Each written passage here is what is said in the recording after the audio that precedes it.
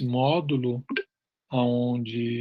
de teoria do desenvolvimento para a fisioterapia, onde a gente estaria dando, digamos, algumas contribuições que dizem respeito às teorias psicanalíticas do desenvolvimento, dentro delas, em especial, o Winnicott, dentro de Winnicott, em especial, a análise que ele faz dos objetos e fenômenos transicionais, que, por sua vez, corresponde a uma análise do que é a ação de brincar, que é um determinado modo de relação com a realidade, né, que também corresponde a uma teoria do encontro, uma teoria da comunicação, uma teoria do estar com o outro, e que estaria na base de todo o trabalho profissional, de todo o trabalho de encontro entre dois seres humanos, né?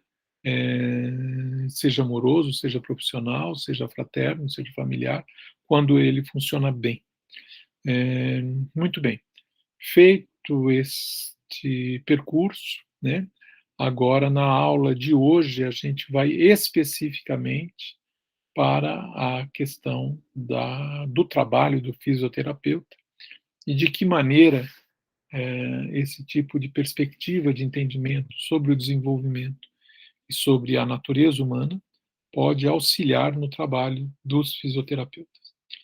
Eu passei para vocês o texto Fisioterapia e Relações Humanas. A primeira parte da aula de hoje corresponde a uma parte onde eu me coloco à disposição para tirar dúvidas, né, para desenvolver questões, tudo. E uma vez que a gente tenha passado por isso, eu retorno ao texto e aí vou fazendo a apresentação do texto e fazendo alguns comentários com vocês. Isso faço assim porque nem sempre as pessoas estão com as questões em mente ou leram o texto, né? Eu compreendo como que é o final do ano dos alunos de graduação dentro da Universidade de São Paulo, né?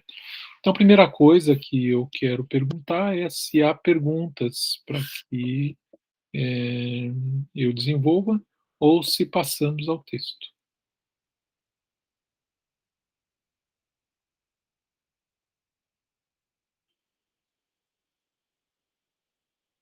Bom, então, antes de passar ao texto, né, eu reitero para vocês quais são as duas questões que vocês deverão se preparar para responder.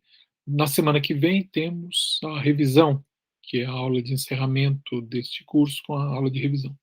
Depois temos uma aula que é de prova, né, onde vocês vão responder 5 questões. 2 minhas, 2 da professora Luciana e uma da professora Maria Tereza.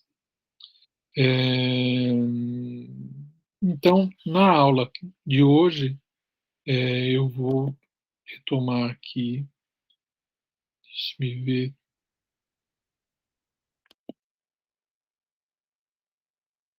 Preciso colocar aqui só um minuto, que eu vou abrir o meu arquivo.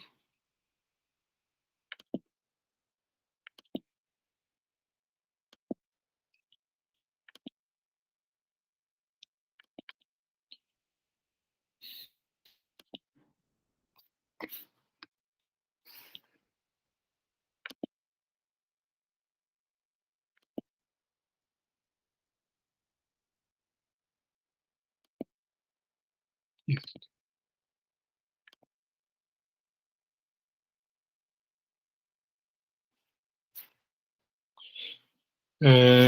Quando eu compartilho, eu não consigo mais ver vocês. Então, eu preciso saber se vocês estão.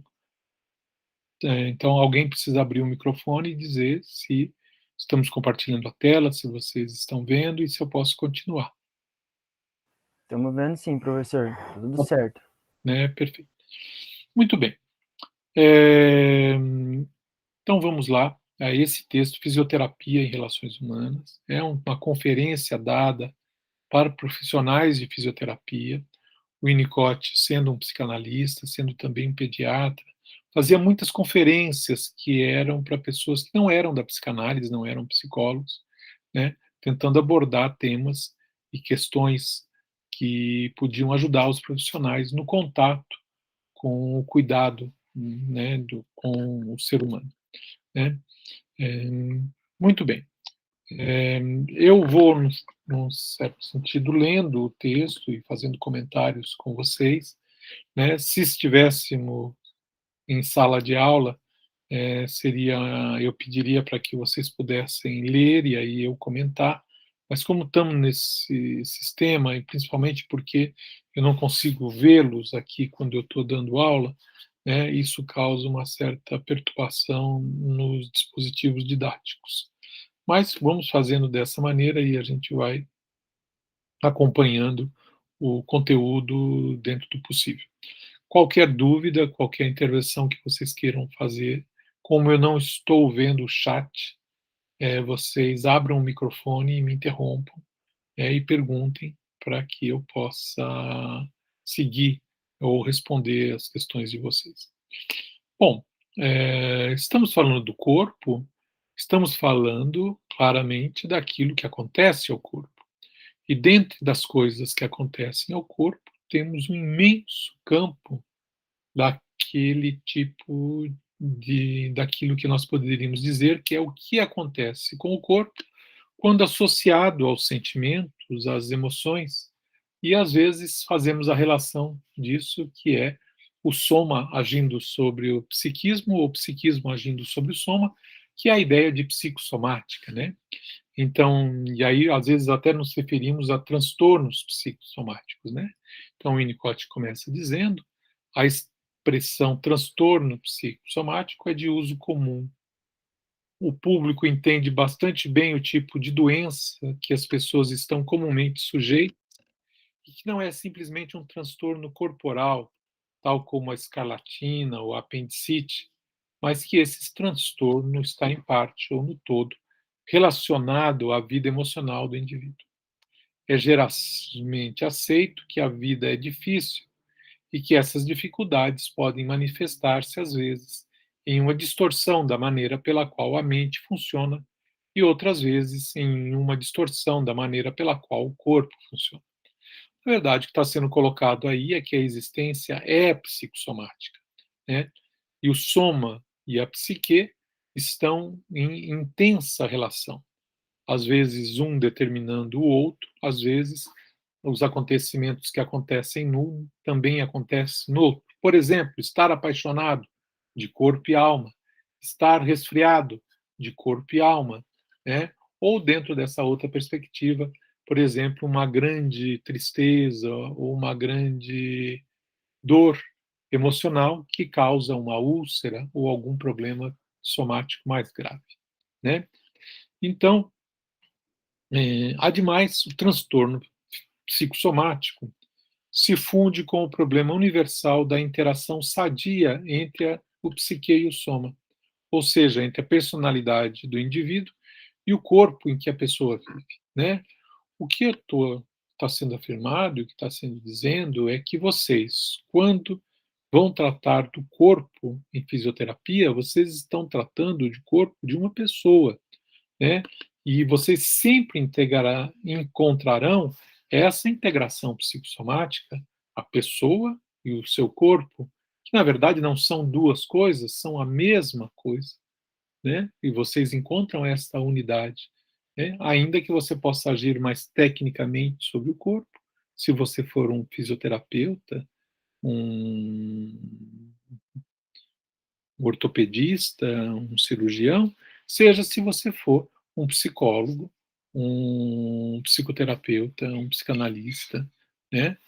Sempre temos essas duas dimensões, por assim dizer, né? E então o Winnicott começa agora já que há uma unidade entre o soma e a psique, as coisas que a gente diz que às vezes a psique age sobre o soma age sobre a psique. Vocês podem notar aqui que eu não estou usando corpo e mente, corpo e alma, né? Estou usando dois termos um pouco mais genéricos, um pouco mais amplos. O soma é aquilo que diz respeito à vida biológica, à vida somática, no seu sentido mais amplo. E a psique seriam todos aqueles aspectos subjetivos da existência corporal, sendo que a mente é um desses aspectos subjetivos. Nem tudo na nossa vida é mental, né? Tem outros aspectos que não são propriamente mentais, né? Você está tomando sol na praia, torrando lá na praia, uma praia na Bahia, não é propriamente uma experiência mental, uma experiência subjetiva, corporal, por assim dizer. Mas o que está sendo colocado como psique aqui seriam todos os aspectos da subjetividade que não são o corpo propriamente dito, né? E dentre eles, os pensamentos, a imaginação, e dentre esses aspectos também a mente, né? E ao falar, então, dessa relação desses dois grandes elementos, né, o Winnicott, então, nos diz algumas, três grandes direções para pensarmos a relação soma-psique, né? Em primeiro lugar, né, ele vai se dedicar a pensar as excitações corporais, seus relatos emocionais, sejam as excitações tipo frio, fome, dor, né, sejam excitações do tipo erótica ou do tipo prazerosas, por assim dizer, né, e como que essas excitações têm os seus correlatos na vida psíquica ou na vida emocional, se vocês quiserem. Então temos todo um conjunto de relações, né, que é um dos modos de abordar essa questão da relação soma e psique, né? Depois, um segundo item, esses são itens que nós vamos agora, no decorrer do desenvolvimento desse texto, vamos nos ocupar da análise um pouco disso, né? Eu creio que esse talvez seja o texto mais diretamente ligado ao trabalho do fisioterapeuta e que, de fato, pode dar contribuições importantes para a prática do fisioterapeuta ao longo de toda a vida profissional de vocês, né? Então, o segundo item que aborda essa questão de como é a relação soma-psique, né, diz respeito aos efeitos do humor, alegria, tristeza, depressão, apaixonamento, né, delírio, né, de como isso age sobre o soma e a psique, né, de como esses estados, né, dentre desses estados aí deveríamos inserir o longo capítulo dos alteradores de consciência, fumo, álcool, café, né, além de todos os outros alteradores de consciência no campo das adicções ou no campo das substâncias químicas, né, a maconha, o LSD, as drogas atuais, né, a morfina, a cocaína e etc., todos esses aí, desde as drogas ilícitas às drogas lícitas, dentro disso daí. E dentro disso também nós poderíamos colocar as medicações, né, ou os estimulantes também, né.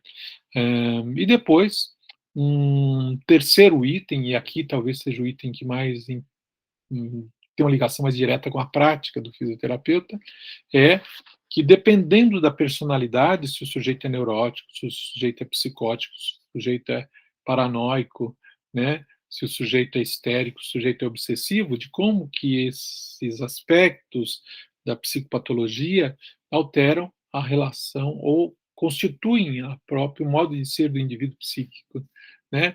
Então nós vamos falar dentro disso dos transtornos da personalidade e daí estaremos falando sobre a unidade do sujeito psicológico, a unidade do psique soma e a própria unidade da personalidade, né? Então são esses os três pontos, os três tópicos que serão abordados nesse texto, né? E são modos de abordar a relação soma-psique, né?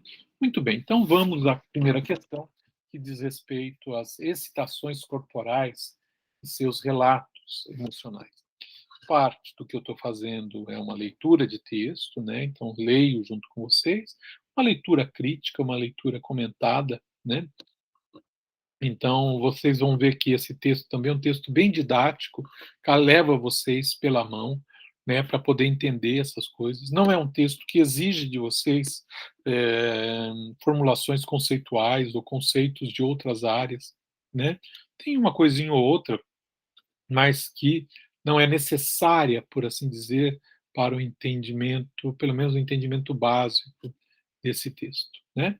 Então, aí o Winnicott começa a apresentar esse fato, que é de tempos em tempos a pessoa fica excitada, ou seja, por uma maneira ou outra, seus instintos são despertados do interior ou do exterior, né?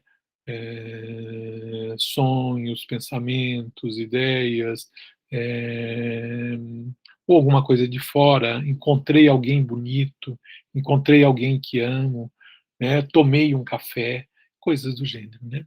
O corpo começa então a percorrer um caminho que, em termos de fisiologia pura, deveria conduzir ao clímax.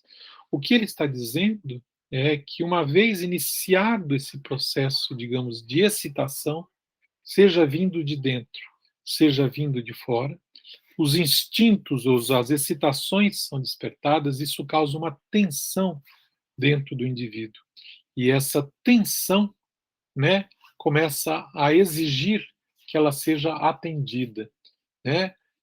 Digamos assim, por exemplo, né, você sai e vai assistir um filme com uma história de amor bem construída, uma história de amor bem construída, inclusive com cenas importantes e significativas do encontro erótico, né? E suponhamos que isso desperte em você que está assistindo o filme uma certa excitação, né? Seja em função do filme, seja porque o filme te remete a pessoas que você ama ou pessoas que você amou, seja até mesmo nem remete a pessoa alguma, só desperta uma certa excitabilidade, né? Eu falei de filme, mas há uma série de outras coisas que poderiam ser estímulos dessa maneira. O interessante aqui é que, uma vez despertado isso, e que esse instinto não volte a dormir, não seja apagado. Por exemplo, você vai dormir, por exemplo, você se liga a alguma outra coisa, por exemplo, você se machuca, né? E aquilo, a dor suplanta aquelas coisas, faz com que você esqueça isso, ou aparece um outro problema. Se isso não for adormecido, essa excitação vai crescendo, crescendo, e vai exigindo que um clímax seja alcançado, né? Então, o corpo começa, então, a percorrer um caminho que, em termos de fisiologia pura, deveria conduzir a um clímax. A fome levando a uma refeição, um certo tipo de sensação que conduz naturalmente a uma atividade excretória, né? A excitação sexual que pode findar em orgasmo genital, ou a acumulação de impulsos agressivos que podem conduzir a uma briga, né? Isso não precisa ser uma briga de rua, pode ser uma briga de casal, por exemplo, né? O princípio é o mesmo. Uma vez que a excitação tenha se iniciado, a pessoa em que estamos pensando tem que conseguir, seja levá-la a um clímax, ir e comer a maçã, né? Seja passar por uma fase em que o corpo tem que absorver as modificações pertinentes às excitações sem que haja qualquer clímax. O que quer dizer isso?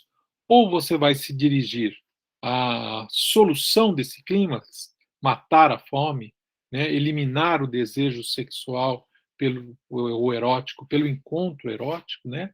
Seja se desfazer disso, né? Seja eliminar isso, no certo sentido, de alguma tentativa de apagar esse tipo de excitação, né? Então, por exemplo, uma dessas maneiras de apagar esse tipo de coisa é o sono, né? O sono não é uma das maneiras pelas quais se pode passar uma esponja no quadro negro, ou, em verdade, um clímax pode ser alcançado em associação com o sonho. O sonho, às vezes, realiza esse clímax e, às vezes, ele apaga essa situação. Começamos do zero, né, por assim dizer. Isto é um problema a ser administrado, seja para atingir o clímax, seja para lidar com as frustrações nesse caminho, uma vez que o clímax não possa ser atingido, né? Então, e evidentemente aí todas as questões que estão envolvidas com as excitações corporais e administração disso, né? Vamos ver o segundo item, né? Os efeitos do humor sobre o soma e a psique. O humor aí é o estado de espírito, tá ok? né, um certo modo de ser a tonalidade existencial, né? O corpo se torna envolvido de uma maneira diferente em associação com o humor, triste, alegre, excitado, deprimido, melancólico, etc. Na depressão, a pessoa deprimida está administrando os conflitos que surgem no que poderia ser chamado de alma através de um controle global. Controle global é o seguinte: quando o cara deprime, a pessoa deprime, é por inteiro, tudo cai, como uma névoa, como um fog que cai sobre a existência, né?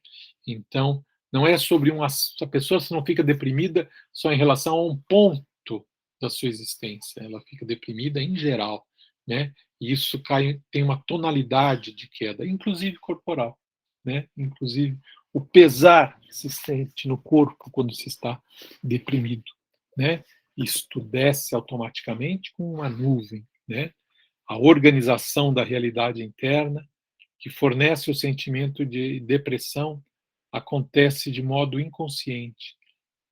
Isto é, separadamente de qualquer coisa que possa ser chamada de deliberada. Você não escolhe estar deprimido, você não escolhe propriamente sair da depressão, não é uma decisão da sua consciência, por assim dizer. Por isso que ele está dizendo que há muitos mecanismos inconscientes que te colocam e que te tiram da depressão. Não que você não possa trabalhar para sair da depressão e fazer atividades que podem te ajudar a depressão, mas você não sai da depressão porque você dá uma ordem a si mesma: a partir de agora não estou mais deprimido. Né? Tá, okay? Da mesma maneira, a nuvem se levanta quando as coisas estão prontas para que isso aconteça, quando você pode sair da depressão. Inclusive, tem um fenômeno muito interessante. No início aí da década de 50, 60, né, foram descobertos os antidepressivos, talvez um pouquinho depois. Mas é por aí.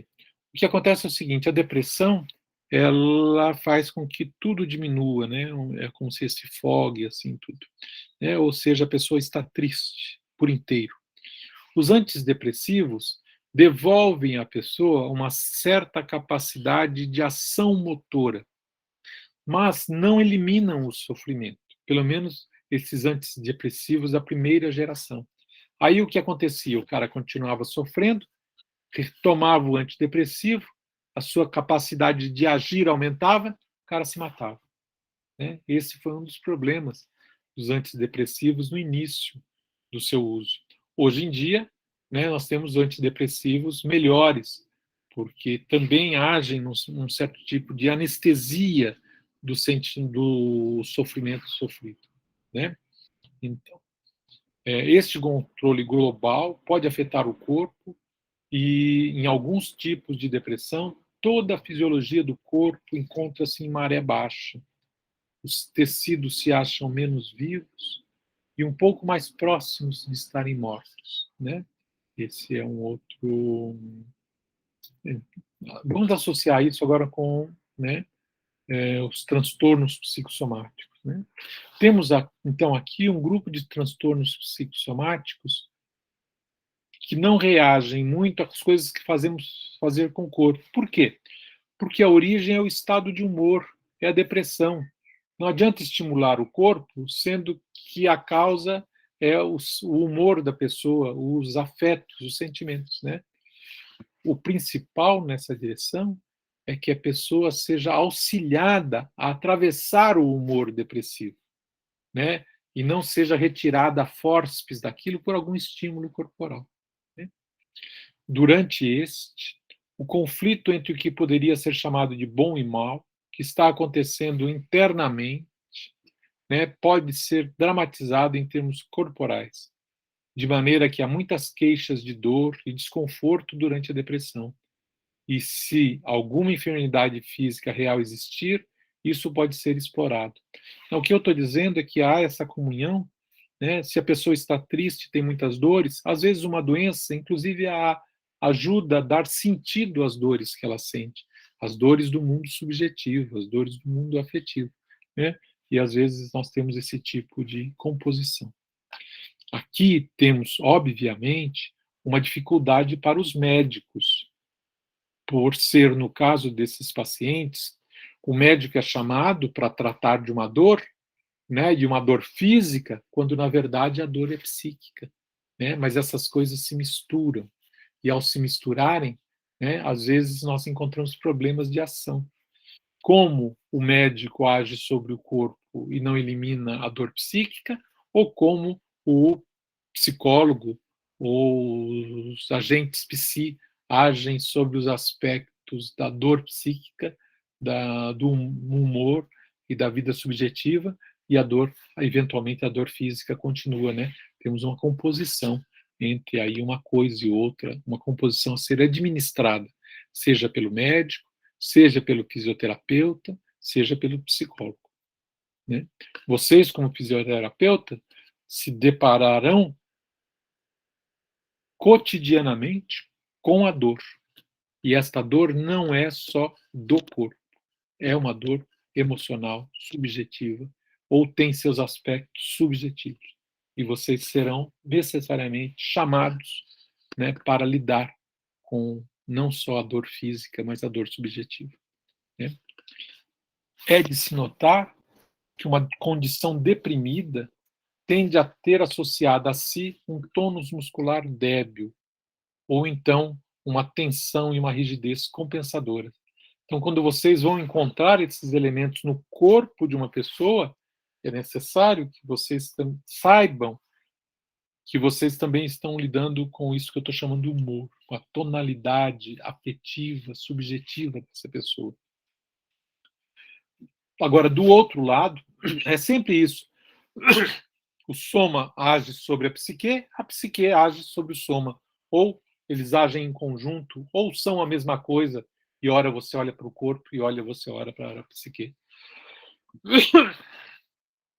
De modo semelhante, falhas na postura combinam com a desesperança do paciente a respeito de coisas na realidade,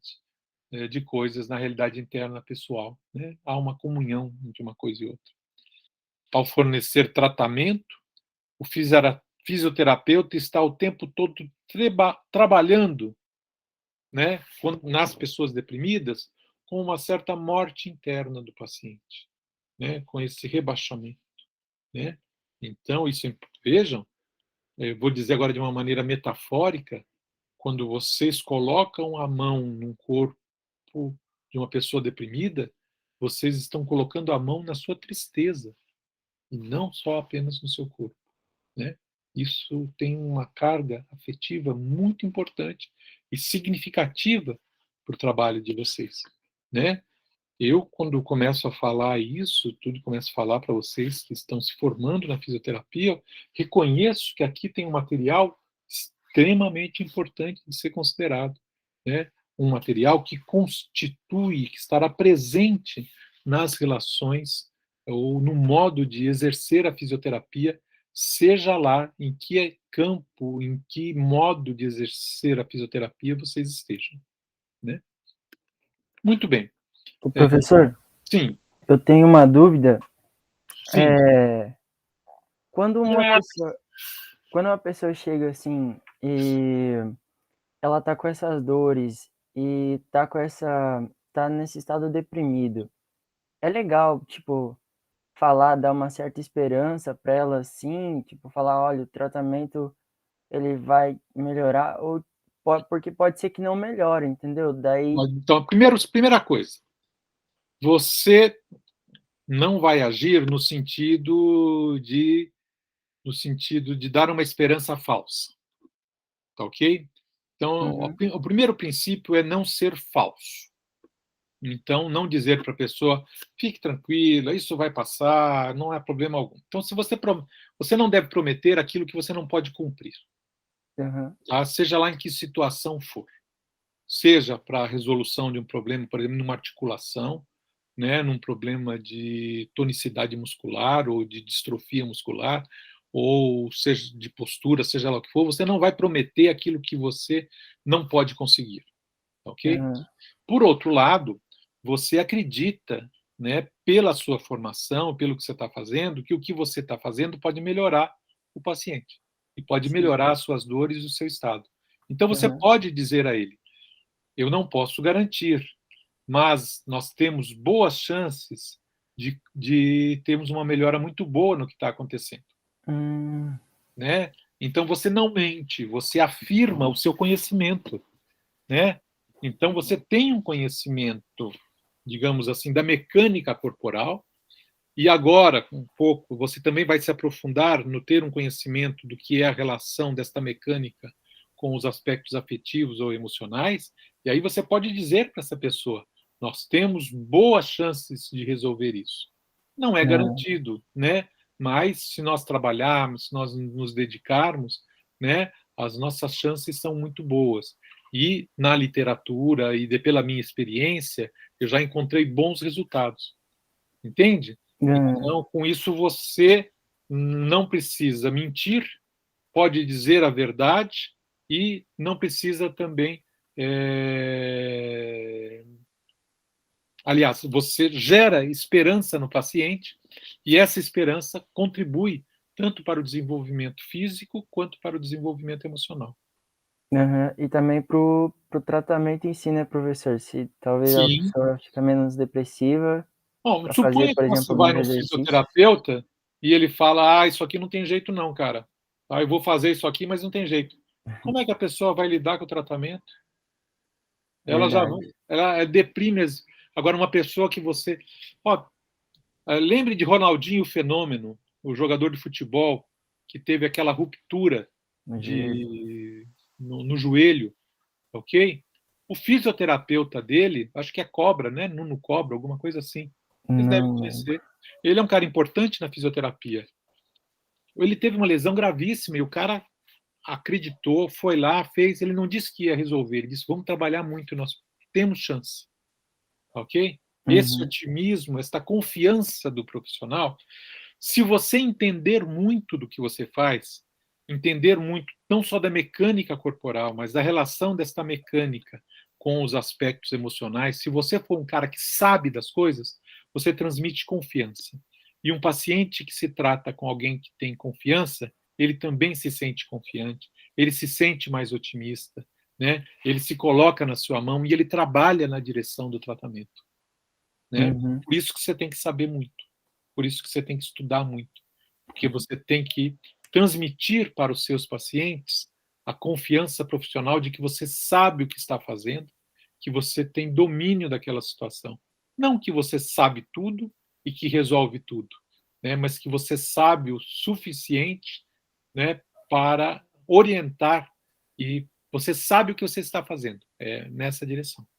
Uhum. Né? Entendi, professor. É, Obrigado. é isso aí. Dá muito trabalho ser um bom profissional, né? Mas não é legal quando você conversa com alguém que você saca, que sabe da história, Sim. né? Você se sente confiante, você sente podendo aprender e Uhum. fazer as coisas, né? Então, muito bem. Vamos agora, então, vimos esses dois primeiros itens, né? Vamos voltar aqui às excitações corporais e seus relatos emocionais, os efeitos de humor sobre o sono e a psique, e agora vamos aos transtornos da personalidade, as organizações da personalidade e as suas relações com o corpo. Os transtornos da personalidade. Aqui nós vamos falar a unidade do sujeito psicológico, quando você, unidade do sujeito psicológico é ter chegado no eu, né? Eu sou eu, você é você, eu estou aqui, o mundo está aí. Tem algumas pessoas que não chegam a isso e acham que são Deus, que são Napoleão, que são Cleópatra, né? São os psicóticos, né? Ter chegado. E mesmo os psicóticos têm problemas aí com o seu corpo, né? Okay. E aí nós vamos falar, então, os temas a serem tratados aqui é a unidade do sujeito psicológico, a unidade da integração psicossomática, né, do psique-soma, o alojamento da psique do corpo e a própria personalidade da pessoa, né? Bom, isso tudo tem a ver com o desenvolvimento emocional, né? Então vamos lá. A compreensão desses transtornos, ou seja, dos modos de organização subjetiva e emocional do ser humano, depende da compreensão do seu desenvolvimento. De que transtornos, né? Dos transtornos psicossomáticos, aqui no caso, né? Ou dos transtornos globais da personalidade, né? A compreensão desses transtornos depende da compreensão do desenvolvimento emocional, o que nos remete necessariamente às fases iniciais do desenvolvimento e aos cuidados corporais mãe-bebê. Ele se dirige inicialmente à mãe-bebê, porque aí você tem um modelo ótimo de como se dá o cuidado corporal, ok? Isso segue para a vida inteira. Né? Talvez a gente devesse começar todo esse curso de psicologia do desenvolvimento com esse texto, ok? É que vocês precisariam ter caminhado um pouco, porque agora vocês podem ter um entendimento melhor disso. Mas entendem agora a importância do desenvolvimento emocional para poder trabalhar como fisioterapeuta? Só está presente, né? Então, se nós retomamos agora, né, alguns enunciados, algumas afirmações sobre as fases do desenvolvimento inicial, né? E o Winnicott destaca, porque que isso é importante, ele diz o seguinte: é importante que o fisioterapeuta tenha compreensão desta área, por ser aqui que o fisioterapeuta entra em cena.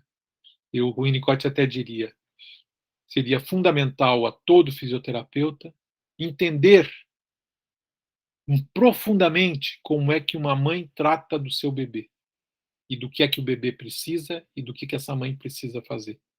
Se vocês entenderem isso, vocês serão ótimos fisioterapeutas, porque vocês vão realizar algo análogo a isso com os corpos adultos. Tem até um livro bonito de cuidado com o bebê chamado Shantala, né? Vocês vão, aqueles que têm interesse podem procurar, vão encontrar coisas lindas. Né? Em outras palavras, é aqui, no tratamento de pessoas que se acham enfermas em termos do transtorno das suas personalidades, que a fisioterapia, que esses transtornos estão unidos aqui com a administração inteiramente natural que a maioria das mães é capaz de permitir sobre os cuidados do bebê. O que ele está dizendo aqui, que eu vou resumir para vocês, é o seguinte: os grandes transtornos do desenvolvimento, as psicoses, os transtornos globais do desenvolvimento, estão associados às fases mais primitivas do desenvolvimento emocional, ou seja, a relação mãe-bebê. Okay? Digo, cada bebê, por estar me referindo a questões que pertencem aos verdadeiros primórdios da vida, tal como cada bebê é um filho único no começo, também é verdadeiro que na fisioterapia é necessário, durante o tratamento, dar ao paciente toda a atenção. O que Winnicott está dizendo aí é: vocês tratarão de corpos adultos, mas tratem desses corpos adultos com a mesma atenção, com o mesmo cuidado, a mesma gentileza, a mesma importância que uma mãe cuida do seu bebê, ou como um bebê precisa ser cuidado. Menciono isso para ilustrar a conexão estreita que existe entre a fisioterapia de homens e mulheres de qualquer idade e o cuidado inicial que uma mãe é capaz de conceder ao seu bebê. Este é o ponto central, principal, que eu vou até destacar aqui em vermelho, ok? E vou até aumentar o tamanho da letra, né?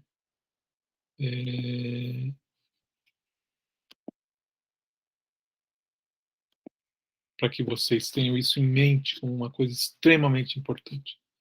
O meu curso poderia parar aqui, né? Eu diria, gente, agora dedique-se a observar os mães e bebês. Vamos ver bebês e mães, né? Então, na realidade, a formação do fisioterapeuta deveria incluir oportunidades para uma observação, ação atenta de um cuidado de bebês,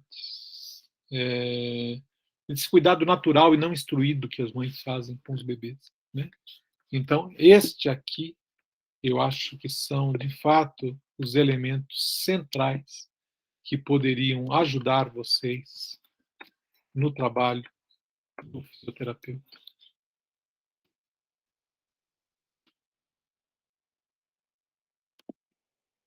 Professor, Sim. a apresentação saiu, é isso mesmo? Ela saiu? Uhum. Então, espera que eu vou voltar lá, porque não devia ter saído. Vamos ver o que aconteceu. Então, deixa eu voltar com a apresentação.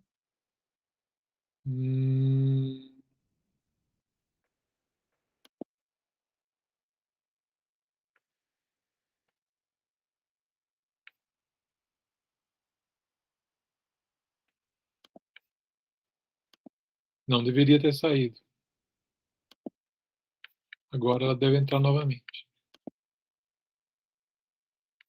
Entrou? Entrou a apresentação? Entrou, voltou. Então, veja o que eu coloquei aqui em vermelho, esse seria o elemento central, ok? Então, a partir de aí, veja, a gente pode fazer isso agora sem teoria, gente. Não é necessário ter teoria nesse momento, agora experimental, de observação de bebês. Né? Se vocês olharem como é que um bebê é cuidado, né? A tonalidade da prática do fisioterapeuta, né? Está aprendida. Depois trata-se de aprender certas técnicas ou certos elementos que ajudariam a melhorar isso. Aqui é um ponto importante. Se uma mãe tem um cuidado técnico com seu bebê, isso não é bom, porque a mãe é fria, a técnica é fria. A mãe precisa ser afetiva, presente, real, em comunicação com seu bebê. O fisioterapeuta não precisa ser afetivo no sentido de fazer carinho no paciente, não é isso. Mas ele precisa ter um contato afetivo como temos professor-aluno, como temos entre amigos, como temos o cuidado, digamos, verdadeiro na relação com o outro. Isso o fisioterapeuta precisa ter. Né? E ele precisa ter todos esses outros cuidados. Não é uma questão técnica. Se você for só técnico, você não será um bom fisioterapeuta. Como uma mãe, se for só técnica, não será uma boa mãe. Uma mãe só técnica faz o que um robô faria. Um fisioterapeuta só técnico faz o que um robô faria. Né? Mas vocês não são robôs. E grande parte do trabalho do fisioterapeuta, como do trabalho das mães, ele é mediado pelo cuidado corporal, né? Mas pelo afeto que o acompanha. Né? Muito bem. Querer-se-ia poder dizer que a psique e o soma, isto é, a pessoa e o corpo, que juntos são a pessoa, não se iniciam como uma unidade. Agora ele começa a falar do desenvolvimento. Então, inicialmente, o bebê não sabe que ele e o mundo são separados. Pensem no bebê dentro da barriga da mãe. Ele não tem ideia de que existe placenta, de que existe mãe, de que existe outro. Ele só tem uma ideia de que existe ele. Nem mesmo a sua mãozinha, ele tem ideia de que é a sua mãozinha, né? O seu dedinho, né? Essa unidade será uma conquista, né? Eles formam uma unidade se tudo correr bem no desenvolvimento desse indivíduo, isto é, se isso for conquistado ao longo do desenvolvimento. Não podemos, de maneira alguma, tomar por certo que, em todos os casos, a psique e o soma do bebê virão operar como uma unidade, com a criança vivendo no corpo e este funcionando de acordo com a intimidade que a criança tem com seu corpo. Eu trabalhei durante longos anos em hospital psiquiátrico e tinham alguns pacientes que tinham uma relação estranha com seu corpo. Vou dar 2 exemplos. Tinha um paciente que às vezes confundia dor com angústia. Ele chega de manhã no hospital, era um hospital dia, ele chega de manhã reclamando que estava angustiado. No final do dia, ele tira o sapato e ele está com uma bolha em carne viva na sola do pé. Né? E fez uma confusão entre uma coisa e outra. Né? Tem outras pessoas que não sentem o corpo ou precisam drogas, procuram nas adicções modos de sentir o corpo. Então, há todos os problemas de integração psicossomática em muitas pessoas. Né? Então, aqui agora nós estamos falando sobre os aspectos do desenvolvimento, as fases iniciais, como é que se dá o desenvolvimento. Eu vou trazer alguns elementos aqui, né? E a parte central da aula de hoje está dada. São esses elementos. Agora são certos desenvolvimentos ou certas análises sobre as teorias do desenvolvimento e o processo de desenvolvimento emocional, né? Embora uma tendência no sentido do desenvolvimento a que estou me referindo seja herdada por todo menino ou menina, ou seja, nós nascemos com uma tendência para o desenvolvimento, apesar disso, o desenvolvimento não pode se dar, ao menos que a pessoa que está cuidando da criança consiga manejar o bebê e o corpo do bebê como se os dois formassem uma unidade, né? Se você não segura o bebê direito, a cabeça dele cai porque é muito pesada, né? E isso causa no bebê um sentimento de desconexão, de que a cabeça não está ligada ao corpo, né? Então, os cuidados corporais integram o bebê, como os cuidados do fisioterapeuta integram o, o adulto, né? Há algumas mães ou pessoas que cuidam de crianças que estabelecem bom contato com o bebê como pessoa, mas parecem incapazes de saber que o corpo do bebê está sentindo ou precisando. Há defasagens aí. De modo semelhante, há outras que são naturalmente boas em cuidados físicos, mas parecem ignorar o fato de que há um ser humano começando a alojar-se no corpo e que estão banhando e limpando. Quando aqueles que cuidam de um bebê ou criança pequena possuem esse tipo de dificuldade, a criança de que cuidam não pode tornar-se integrada em uma unidade. Vocês, como fisioterapeutas, têm que ter essas preocupações com esses dois campos ou com esses dois lados, necessariamente. Então, mas se isso não acontece, se cuida-se só de um lado, necessariamente é uma cisão psicossomática, né? Nesses casos, então, assenta-se a base para uma cisão psicossomática. As forças herdadas que tendem à unidade, ou seja, tendência à integração ao desenvolvimento, esforçam-se por produzi-la, mas o sucesso é apenas relativo e a criança fica com uma tendência a perder a capacidade de simplesmente viver como uma unidade psicossomática. Vejam que a unidade psicossomática se dá pelo cuidado, né? Ela não vem de dentro só, por assim dizer.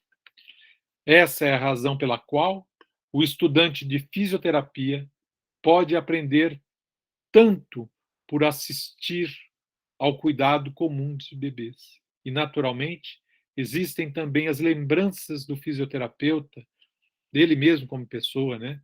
A maioria delas situadas mais além da rememoração, mais ainda assim influentes de ter sido um bebê e ser cuidado. O que ele está dizendo é o seguinte: vocês podem aprender muito observando cuidados de bebês, mas vocês foram bebês. E quando foram bebês, se vocês tentarem lembrar, muitas coisas vocês não vão lembrar de como é que vocês foram cuidados. Mas como vocês foram cuidados, vocês estão marcados por esses cuidados. E isso está presente dentro de vocês inconscientemente, né? Veja aqui um longo campo de desenvolvimento para vocês no campo da fisioterapia. Pode-se constantemente perguntar: onde é que o fisioterapeuta entra na correção desses manejos falhos do início do desenvolvimento, né? O que vocês têm a ver com essas falhas iniciais? Provavelmente é o fisioterapeuta quem é mais necessário, ou o professor especializado, quando, na história inicial da criança, a mãe ou o substituto materno saiu-se melhor no estabelecimento de um relacionamento do corpo do que com a pessoa do bebê. O que ele está dizendo é que, se houve falhas ali, o fisioterapeuta ou o professor especializado, que é um tipo de fisioterapeuta, são fundamentais para corrigir essas falhas, dado que esta mãe, né, não já causou a falha e ela não tem condições de consertar aquilo. É claro que algumas mães se desenvolvem, podem fazer isso, né? Mas ele está dizendo que seria natural que o fisioterapeuta ou o professor especializado fossem chamados para corrigir esta cisão que o bebê viveu, né? Pode-se esperar que o fisioterapeuta entre onde, nessa história inicial, houve um contato bom, com base em uma comunicação como a que se dá entre pessoas, mas um baixo grau de reconhecimento das necessidades corporais. Quando houve um contato afetivo, mas não houve um bom contato com o corpo, o fisioterapeuta é chamado para tendo um bom contato com o corpo e tendo um contato afetivo, poder unir essas partes. Repetindo, o fisioterapeuta executa um trabalho profissional a partir da mesma coisa que foi chamada de cuidado amoroso no manejo inicial, né? Novamente aqui a importância deste elemento, né? Mas e se o fisioterapeuta esquecer que existe uma pessoa a quem ministrar atenção e que o cuidado do corpo é apenas metade da tarefa, né? Se vocês forem só técnicos, estiverem olhando só para o corpo, não estiverem olhando para a pessoa, o que é que vai acontecer? O fisioterapeuta pode ficar surpreso em descobrir quão importante o relacionamento se torna quando o que foi aprendido como técnica está sendo colocado em prática. Como acontece em toda terapia, o terapeuta recebe um pouco do relacionamento temporário especial de dependência, ou seja, ocorre uma relação de dependência do paciente em relação ao terapeuta, o amor em relação ao terapeuta. E às vezes até sentimentos ruins, amor, ódio, agressão, que às vezes aparecem nessas relações, né? O psicanalista, na realidade, utiliza isso que a gente está chamando de transferência, né? Os aspectos afetivos aí da relação, né? Para a parte principal do seu trabalho, analisar o que ocorre nessa relação. Mas o mesmo pode ser encontrado e precisa ser aceito como desenvolvimento natural quando é o corpo que está sendo manipulado ou aliviado. O que se faz é sempre importante porque aqueles que o fazem são humanos e não máquinas. Aqui também é o elemento central. Vocês não vão tratar de corpos, vocês vão tratar de seres humanos. Vocês não vão tratar da máquina corpo, mas vocês vão tratar das pessoas, né? É bom recordar isso como um princípio básico, algo a manter-se ao lado de todas as técnicas especializadas, né, aprendidas pelos estudantes de fisioterapia, né? Bom, é este o elemento central, simples, eu diria, né, que eu estaria colocando para vocês. Vejam, tem um pouco de mais coisas no texto, mas é um texto simples, né, mas que traz a mensagem central, né, que é duas coisas. Uma, não adianta ser técnico, vocês cuidam de uma pessoa, de um ser humano e não só de um corpo, e o grande campo de aprendizagem para como se cuida do corpo de alguém é na relação mãe-bebê, como se cuida de um bebê, né? Juntando essas coisas, vocês têm os elementos afetivos fundamentais, né? Que depois associado à técnica, né? A compreensão da mecânica do corpo, farão de vocês, né? Fisioterapeutas eficientes nos seus objetivos, seja em que campo de trabalho for. Ok? Então, era isso que eu tinha para colocar para vocês. A chegada nesse texto, ele é possível, coroa todo o processo que vocês estudaram, tudo aquilo que vocês estudaram, né? E talvez se eu fosse reformular esse curso, eu começaria com esse texto, voltaria às teorias do desenvolvimento e no final do curso daria esse texto novamente, né? E se tivéssemos um segundo semestre, eu iria me dedicar totalmente ao cuidado do bebê de 0 a 6 meses. Né? Então é isso. Muito bem. Então, em termos de conteúdo, era isso que eu queria passar para vocês. Eu estou à disposição para questões, dúvidas, comentários, associações, mas em termos de conteúdo, né, que nós tínhamos para apresentar e ver nesse módulo do curso, está dado. Ok? Né? Então, estou à disposição de vocês. Uhum.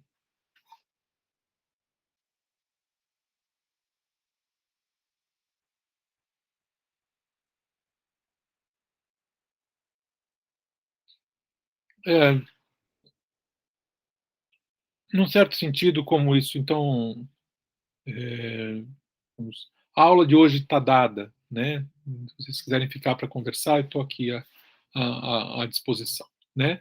Mas aqueles que também quiserem sair, fiquem à vontade, ok? Então, agora, a partir de agora, é um papo solto entre a gente, né? Nós não estamos, de maneira alguma, mais dentro do campo das obrigatoriedades, né? Estamos agora mais no campo do bate-papo, se houver coisas a conversar, tá bom?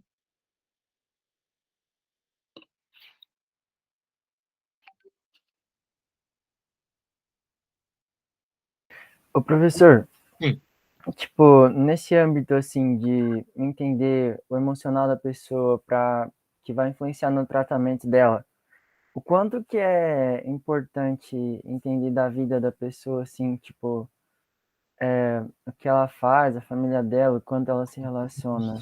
Vamos lá. Quanto que você precisa saber da história de vida de um amigo, de uma amiga, ou até mesmo de alguém que você ama, para ter relação afetiva com ela? Às vezes muito e às vezes pouco, não é? A mesma coisa aí. Então, a questão não é técnica, novamente dizendo. O que você precisa ter é uma relação afetiva, verdadeira, presente, de cuidado, né? E para isso você vai ter que conhecer aquela pessoa. Quanto? Depende. Às vezes a pessoa não te fala nada da vida dela, mas vocês têm um encontro afetivo bom. Às vezes, para esse encontro, ela quer contar ou precisa contar, ou é eu contando isso que torna esse encontro possível. Ok? Então, a regra não é uma regra de tipo, vou fazer uma anamnese, perguntar sobre os pais, perguntar sobre a história dela, perguntar como é que ela foi como bebê. Isso não adianta. Tá ok? A história é como é que eu estabeleço uma proximidade afetiva com essa pessoa, né? E ou, então, ou dizendo de uma maneira bem simples, como eu faço para estar com ela, verdadeiramente com ela, não a minha mente com ela, eu com ela, né? É nessa direção. Sim. É como se, tipo, meio que se integrasse um pouco na vida da pessoa. É um pouco assim, né? Entendi, professor. Né? Então, você estará ali numa relação profissional, né? Mas você já foi em diversos médicos, não tem médico que é legal? Você gosta de conversar com ele e tudo? E não necessariamente você conta da sua família ou dos seus problemas, com quem você ama, enfim, né? Tem um papo, tem uma pessoa que você sente que te enxerga, vê, te respeita, ouve você, você ouve, fala coisas que são interessantes. É a mesma dimensão, né? Que vai se Sim. acertando ao longo do. Veja a importância. Eu insisto nessa história. A importância de que você está lá como pessoa. O paciente é uma pessoa, mas você também. Você não é só um profissional, né? Essa ideia do profissional é uma ideia de autômato, de robô, né? Com os desenvolvimentos das novas tecnologias, daqui a pouco tem um robô que tem a sua cara direitinho, que faz as coisas tecnicamente da fisioterapia, vai fazer até tecnicamente vai fazer até melhor que você, porque vai ter a tensão exata, vai ter a extensão exata, vai vamos supor que você fosse um robô, dentro de você tem ultrassom, tem exame eletromagnético, tem raio-x. Com o seu olho você já vê tudo isso de robô e você tem os dados todos técnicos. Nenhum robô terá a afetividade no contato. Nenhum robô fará isso de uma maneira afetiva. E é essa afetividade, é essa presença humana que é a grande parte do tratamento, não é a técnica. A técnica ajuda também, né? Vou dar um outro exemplo para você entender. Um músico que só tem técnica tem uma música apagada. Um músico que, além de tocar, tem alma, que a gente chama, você vê aquilo lindo, né, acontecendo. Tem um grande domínio de técnica, mas não é a técnica que aparece. Mesma coisa com a fisioterapia. Mesma coisa. E outras profissões também, né, é nessa direção. Entendi, professor. Uhum. É isso aí.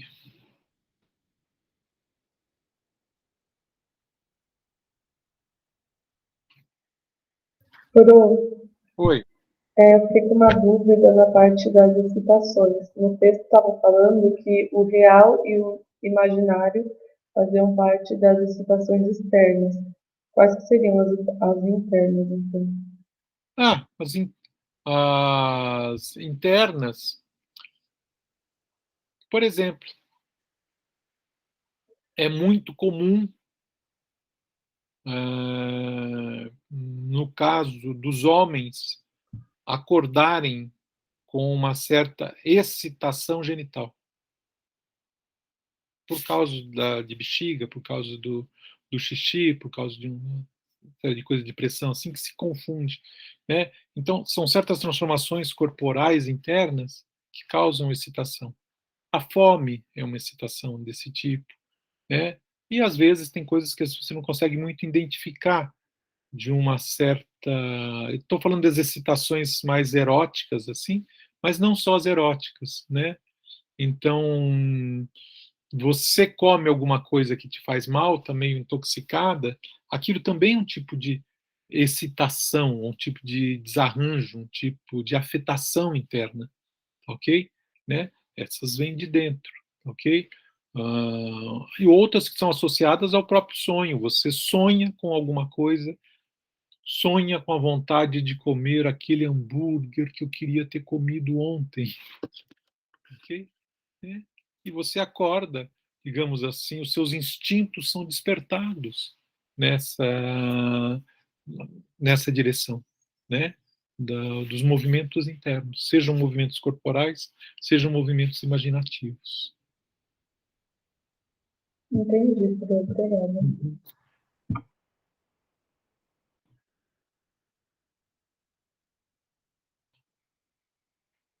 Bom, leiam o texto.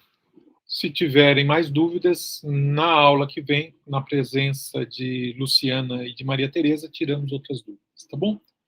Então, por hoje tá bom, né? Vocês estão dispensados. Se alguém quiser ficar no final da aula para falar alguma coisa no privado, né? Eu vou até acabar com a gravação, né? Tudo bem, tá bom?